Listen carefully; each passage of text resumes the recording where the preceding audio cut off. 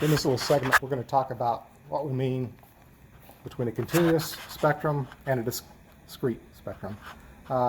Just looking outside here, we've all seen a rainbow, and what we're looking at mostly is what we consider to be true white light. True white light. And if we use a prism, we see a continuous, what looks to be a continuous spectrum from the rainbow, all the colors. Now what I'm going to do is I'm going to look at the sky using this device here. This is called a spectroscope, right?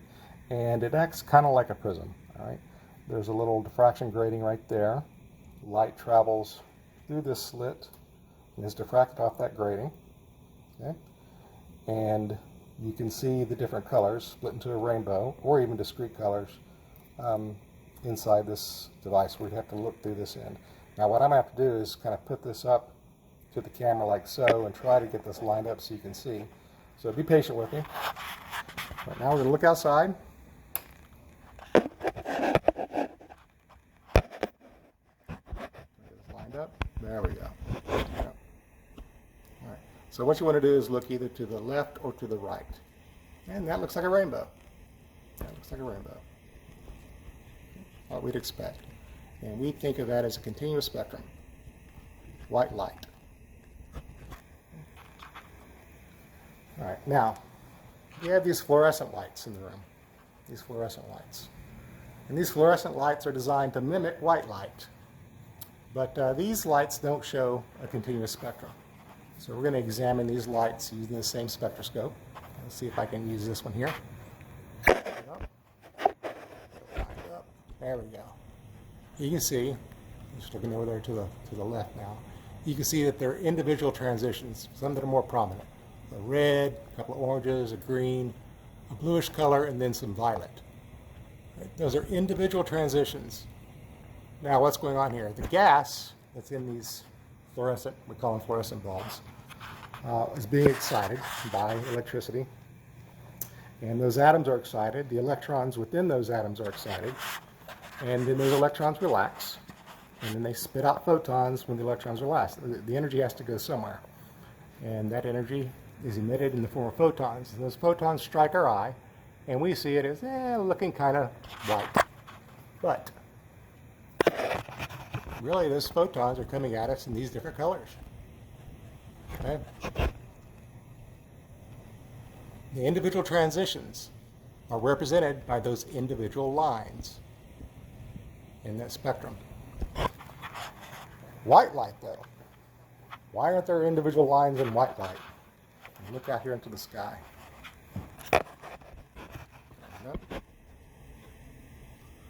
Well, I'll tell you why. There are individual lines in that spectrum, but there are so many of them, and they are so close together, it looks like it's just kind of continuous. But in reality, there are individual lines. We can actually do an experiment, and I don't have the device, but there are instruments that can actually separate the lines that are in that spectrum into individual transitions. There are millions and millions of transitions occurring in the sun, and the sunlight hits us and it bounces off the sky, whatnot.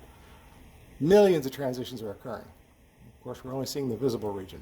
There's ultraviolet, there's infrared in the sky out there as well. We can only see the visible. That's why it's called visible. But there are millions of transitions in the continuous spectrum. Millions of transitions. And they're so close together, it looks continuous. But in the fluorescent light, there are just a few transitions in that gas. And it's designed to mimic white light. Those individual transitions are pretty close to all the colors you see in the rainbow. They're just individualized. You can really see the quantum nature of transitions in this example. Okay, here we have some emission tubes, right? These emission tubes are filled with a noble gas, each one of these, and the noble gas is being excited by an electric current, right? And that excitation causes the electrons to become excited within the noble gas atoms, okay? They're excited, and then they relax back down to a lower energy state. And in the process of those electrons relaxing, a photon is emitted. photon is emitted. Now, there are many, many different transitions that are occurring. A lot of different transitions are occurring in each one of these lights. And we can apply a diffraction grating to these lights and look at the individual transitions, or at least the photons that are coming out associated with each of those transitions. So this one is neon. Neon. Don't know if you can read that there. I have the lights turned off so it's easier to see. I'm going to put the diffraction grating up, and you can see the different transitions in neon. There you go. Now you may want to look out to the, like this. Look out to the far right one. Right? You can see the individual lines. You see those? Individual lines. The transitions. That's neon. So each of those individual lines represents a transition between two different energy levels. So there are several transitions going on in the neon atom. This is helium. Helium. Just kind of describe what you're seeing for helium. Again, you want to look out to the, I would look out to the far right one, right, to see the individual transitions. I can kind of see a greenish and a bluish one, and a yellow one, and a red one. Yeah. So those photons are being released that represent green and yellow and red are associated with electron transitions from a higher to lower energy state in helium. This one's a bit more difficult to see. This is xenon, xenon gas. You can see the transitions there in xenon. If you get close, it's kind of a bluish and a reddish transition. And krypton. Krypton.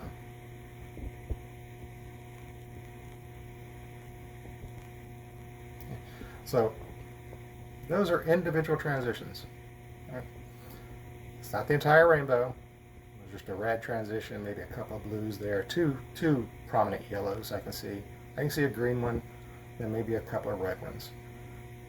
Those are quantized transitions that are occurring. Electrons relaxing to a lower energy state, coming from a higher energy state to a lower energy state. In the process, they emit photons of these wavelengths.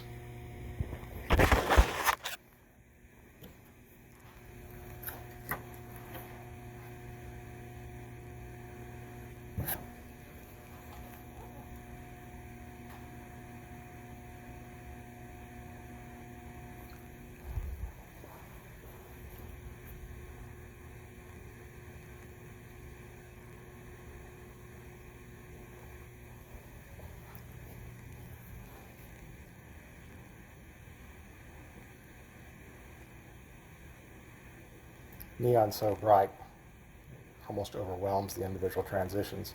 So you kind of have to look at the far right or the far left one to see the individual ones.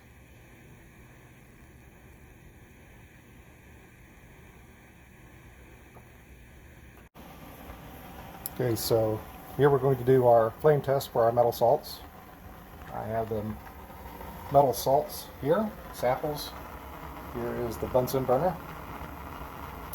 I have cotton swabs over here soaking in water, and as explained in the pre-lab, I will take these cotton swabs and I will dab a little of the salt onto the cotton swab and place it into the flame, and we'll see what colors that we see, basically.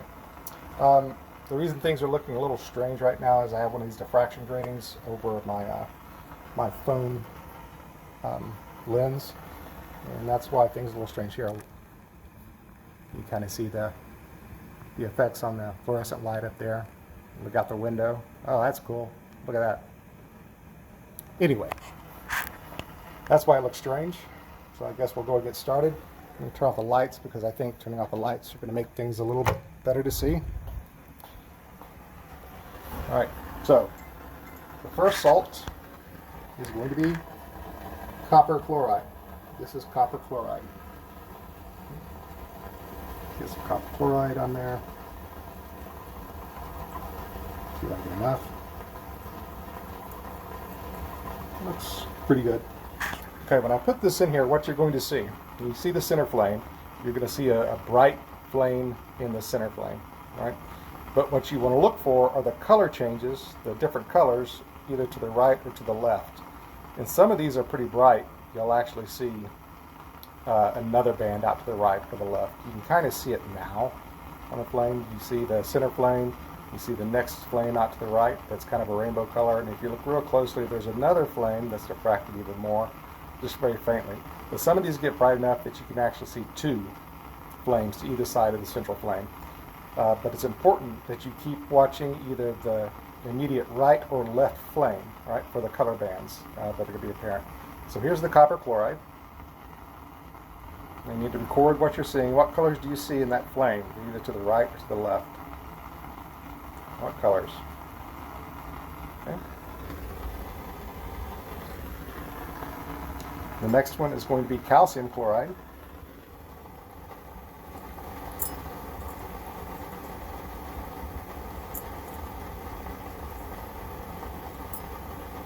Well, those are going to be hard to pick up.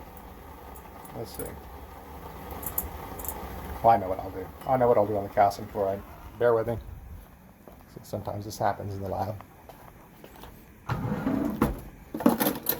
I'll get one of these forceps.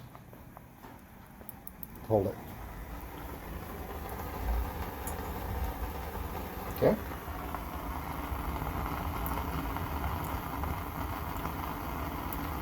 Look carefully, either to the right or to the left. What colors do you see in there? All right.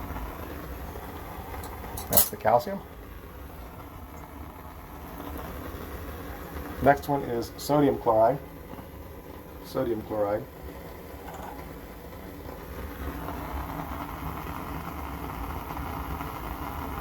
Oh, that's a bright one. What colors do you see? Your flame that's either to the immediate right or left. What colors do you see in those flames?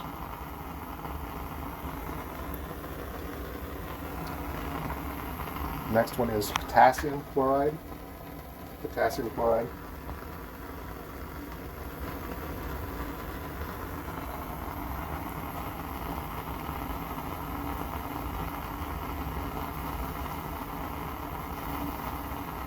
Record the different colors that you see, either to the right or to the left of the central flame.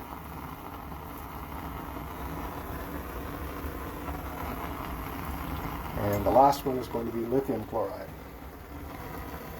Lithium chloride.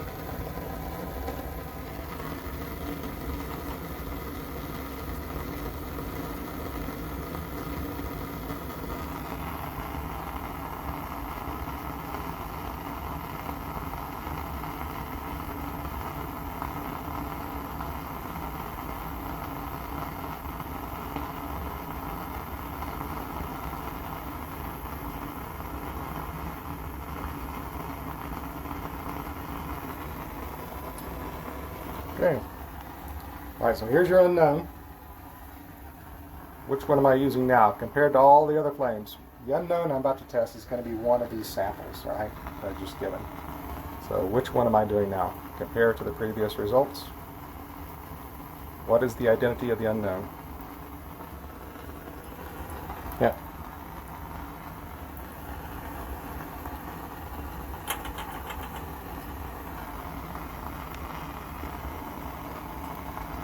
That's just real cool.